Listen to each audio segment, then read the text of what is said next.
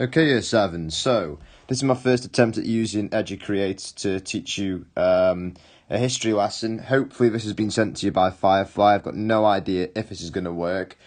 Please forgive the basic nature of the presentation. I don't know how to make it look any nicer at the minute. And furthermore, please ignore any technical hitches. The aim of this is to give you basic structures of the lesson and allow you to hear me talk and hear me teach as you complete the tasks, and you can pause and stop the video as and when you want to complete the tasks in your book. If you haven't got your book, well, I think all of you have taken them home with you. You might not if you've Mr. Bailey's your teacher. If you haven't got it, then just complete it on some line paper and keep it in a safe place to bring back in when you are back in school. Now, I will start by saying I am doing this on my iPad. I am going to attempt writing, but those children who have me as a teacher will know that my handwriting is absolutely diabolical. So please forgive me. I'm going to try and get better with this. Hopefully, the more lessons I create, the better I'm going to be at teaching you on this device, and hopefully it'll just serve as a bit of a decent stopgap until we're all back in school and back doing normal lessons. So this lesson's about the Battle of Hastings. Hopefully you've already talked about the Battle of Stamford Bridge and who the claimants were the throne were. We will cover those in a second to make sure we're all up to speed. But long story short, today we're going to understand the events of the battle and analyse why William won the battle, and also look at a few sources. So the first thing I want you to do is just go back through your notes. If you haven't got your notes, have a think. How did we get to this situation where the Battle of Hastings was occurring? What steps had we got to? I want you to start with the death of Edward the Confessor and build from there. So try and think about the battles which had occurred.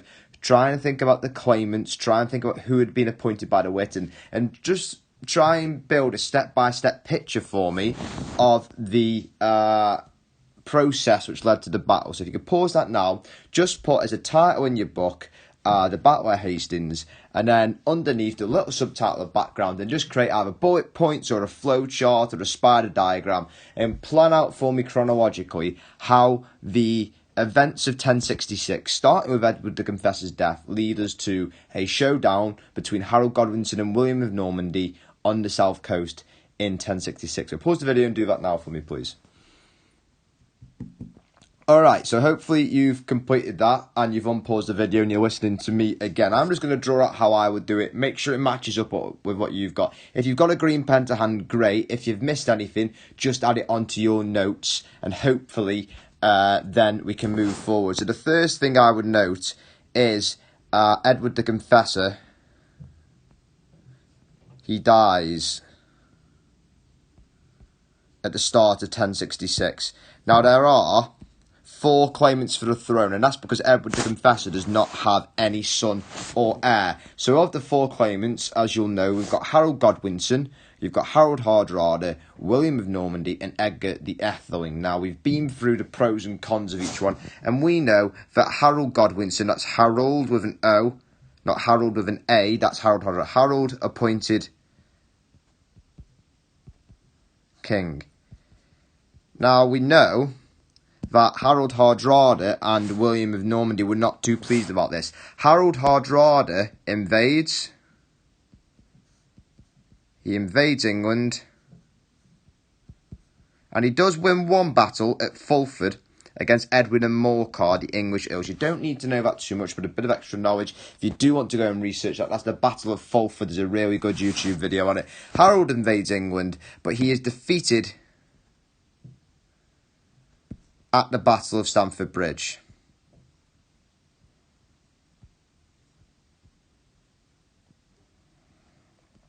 By Harold Godwinson. Remember, with Harold Hardrada is Tostig Godwinson, who's Harold Godwinson's brother. So you've got brother versus brother, which is pretty exciting. Now, after that, within 2 days, you're in a position where William has invaded from the south, from Normandy. Remember, Harold's over in Norway, Harold Hardrada, and William the Conqueror, or William of Normandy as he was known at that point, is coming from the south of England into the south from North France.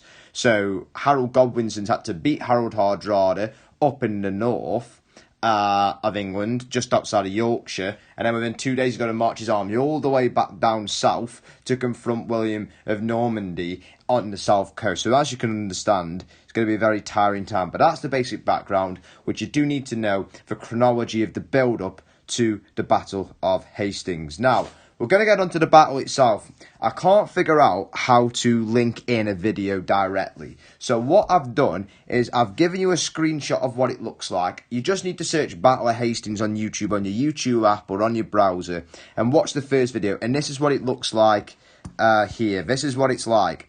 And I would like you to watch that for me and just make some notes on the key points.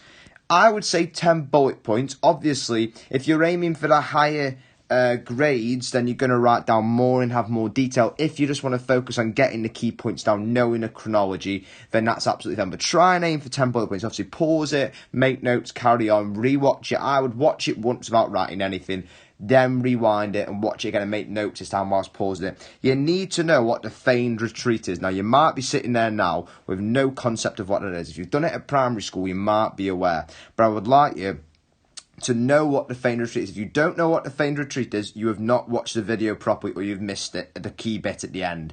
So make sure you watch it in full. It's a really well-made video by the BBC. They've got 6 videos in this series which go through the claimants, Battle of Fulford, Battle of Stamford Bridge and the Battle of Hastings and some other stuff. So pause this now. Make sure you keep your book open, make a little subtitle of events of the Battle of Hastings or just events, and then go onto YouTube and watch this for me, please. And then when you do that, make your notes, and then come back onto this video and unpause it, and I'll take you through what I would have put. This is what the video should look like when you pull it up. Alright, so key points of the Battle of Hastings. Now, there's a lot of build-up which goes into it, but I'm going to focus on sort of the direct build-up to the battle itself. You do need to know, first and foremost, that William lands in the south of England, at a place called Pevensey. Now, he doesn't march directly inland and start trying to take London as some other people were. Like when Harold Hardrada invaded the north, he marched straight for York, because that was where Northumbria, where he invaded, that was where it was run. William lands in the south in Pevensey. He doesn't march to London or Winchester. He just starts attacking the local area. And this is quite smart by William. He's trying to bait Harold Godwinson, who's now killed Harold Hardrada, into marching down and confronting him in battle. And he's doing this by laying waste to Harold Godwinson's former area. Harold Godwinson used to be the Earl of Wessex before he was appointed king by the Witan. So he's now attacking Wessex, and he's doing this to draw Harold Godwinson down. So Harold Godwinson, who's just marched 300 kilometres in 5 days, now going to march all the way back down with his men, all in their armour, all with the weapons, to start attacking the area. And he meets in battle.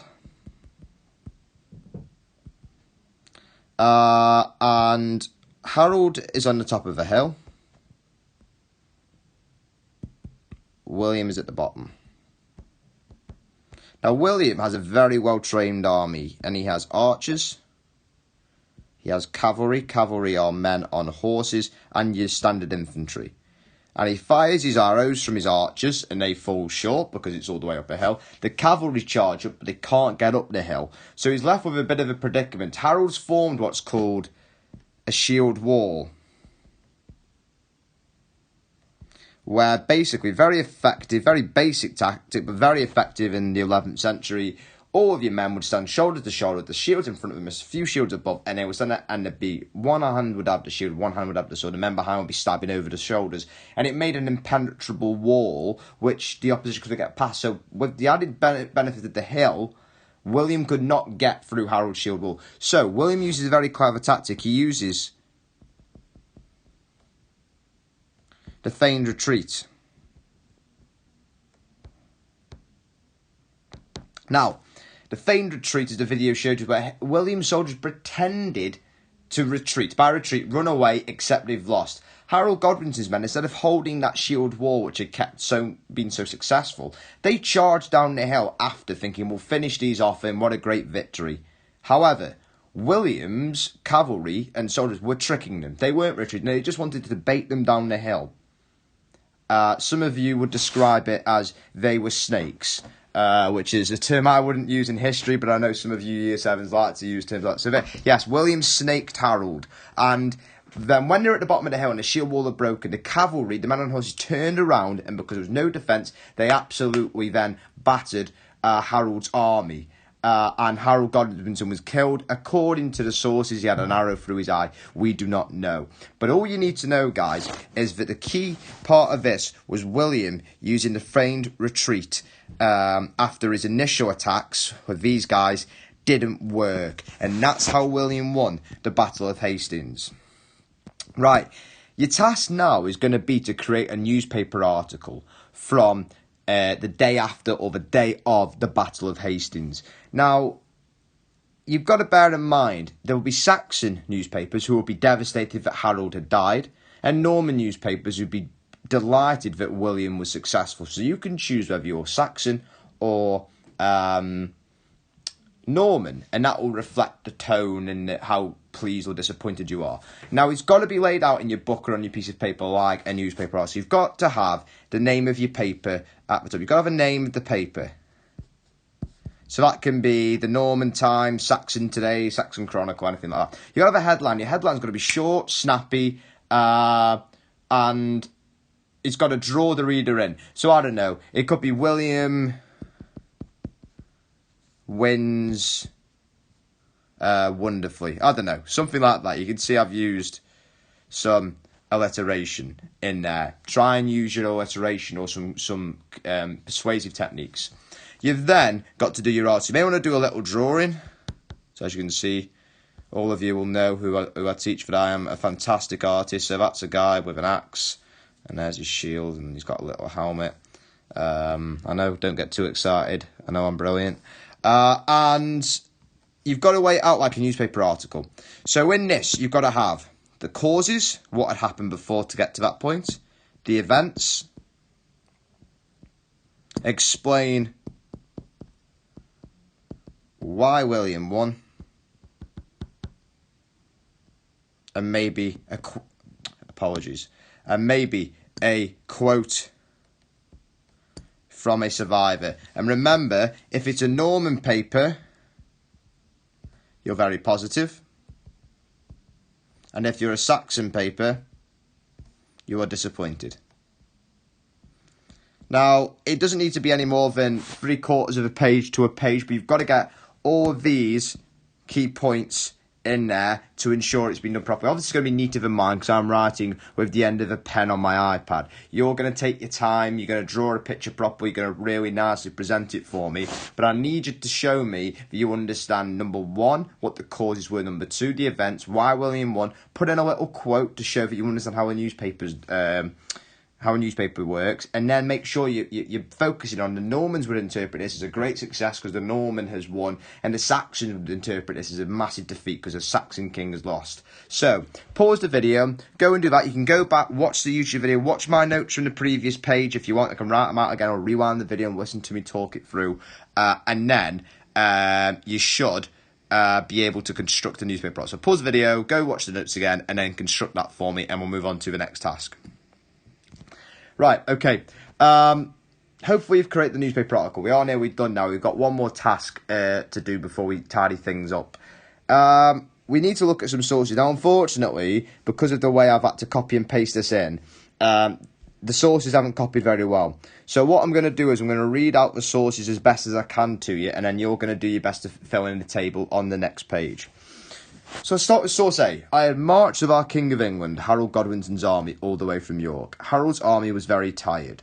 When we arrived at Hastings, we had only 7,500 men. We had lost many good men at the Battle of Stamford Bridge. We were not ready for a fight.